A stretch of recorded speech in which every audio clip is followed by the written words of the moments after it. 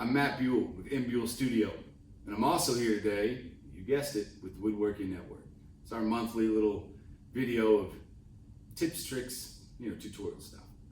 This month, I want to talk to you about design, but not from the perspective of style or, making something beautiful or, getting into detail about the pattern or if the lines have movement or what kind of texturing. And nope.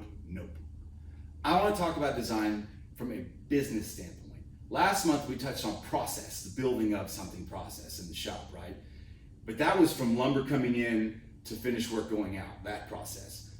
I want to talk about what are you doing in your process of designing something on paper before it ever even becomes, a contract or purchase of lumber for yourself to do a prototype. Where does this begin? On paper, okay? So I broke it down kind of into three things: tools, technique, and time. Catchy, I know, right? 3 T's. Even I can remember that. So when I talk about tooling in design work, I'll give you an example. Many years ago, because I'm getting old, when I first got into woodworking, I was just trying to learn. I was hungry, so a couple local guys who were older, that were seasoned and really talented woodworkers, still are, invited me to what they call Woodworkers Happy Hour. And I was nervous because these guys, to me, were like legends, And I'm sitting there, and I finally had a chance to ask them a question. and I jumped in there, I'm like, well, I'm working on these chairs. And the guy just started laughing at the sound of chairs.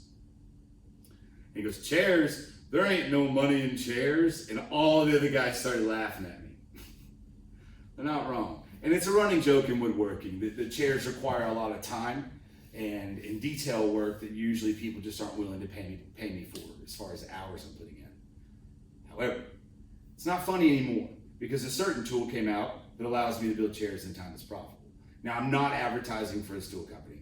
I'm not here to sell stuff. I'm here to educate. I just put this tool here as an example to back up that story. Is that what was funny changed and is now a very active part of my design process. When I'm drafting up chair ideas for clients or for prototypes, I'm very mindful of what my tooling is and what tools can allow me to execute certain designs best and quickest, because I have to make profit or I'm not a professional, I'm a hobbyist. And this is a video for professionals, young ones. So that's the deal here. This allows me to design chairs in a way that they're still very attractive to people and they want them, but I can make them without losing money. Okay, so it's a good tool. And there's a lot of that. I encourage you, look around your shop, look around what you got, and try and make the best of what you got, all right? And look for where you need to improve. Look at tooling that can help you open some doors in your design abilities, okay?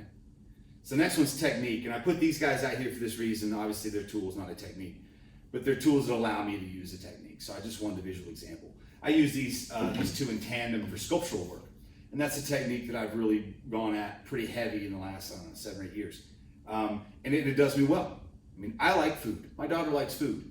These two guys, they help us do that. They help us eat. And when I talk about technique, I want you to think about what are your strengths. You all have them. So I want you to really be honest with yourself. What are your strengths as a woodworker?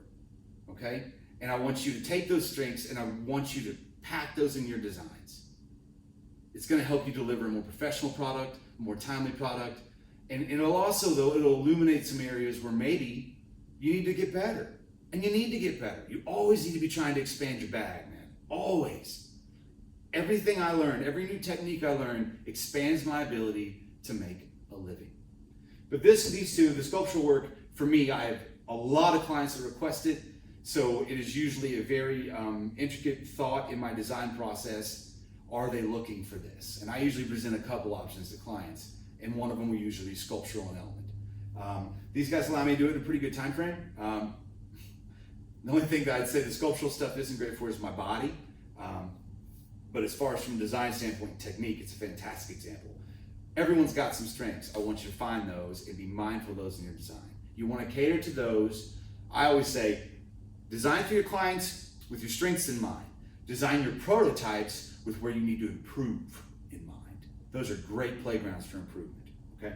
So the next one, of the 3 T's is time. I have this sitting here as an example, trying to give you some visual here. When I talk about designing with time in mind, it's about how much time your hands are on the piece until it's out and it's money. So if you'll notice, this guy's a good example because it's still, in canvas mode, I call it. It's a little less than 12 inches wide, so it's not real deep, right? Matter of fact, the piece behind me is too. This guy, a little less than 12 inches wide, which is ridiculous, right? I mean, it's so big, right? I like long and lean personally, and apparently some people like what I like, and they buy it, so I do it. But there's another reason for it. I have a 12-inch joiner, so when I glue all these lumber up, it's only on my glue rack once, and then it's to the joiner, and we're on to casework. It's quick, and it's a prototype. Sometimes, but rarely, will I dump a lot of time, money, and just energy into a prototype. Sometimes I will, but it's got to be something that screams to me intuitively. Like I draw it up and I just know this is a home run. This is a really good piece. Most of the time, I'm trying to be mindful of what techniques do I need to improve at. This is a good place to do that.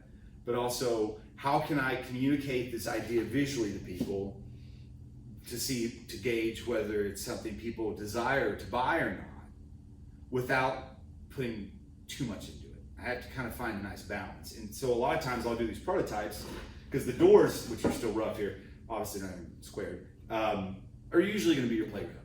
The easy way to kind of communicate some ideas. You can do other things. But by limiting that width, it saves me a lot of time and material cash. Lumber's not cheap these days. So it's a good example. This is a great example, and the proof is in the pudding. This thing sold last week. So, and I'd say almost every prototype I've ever made is sold.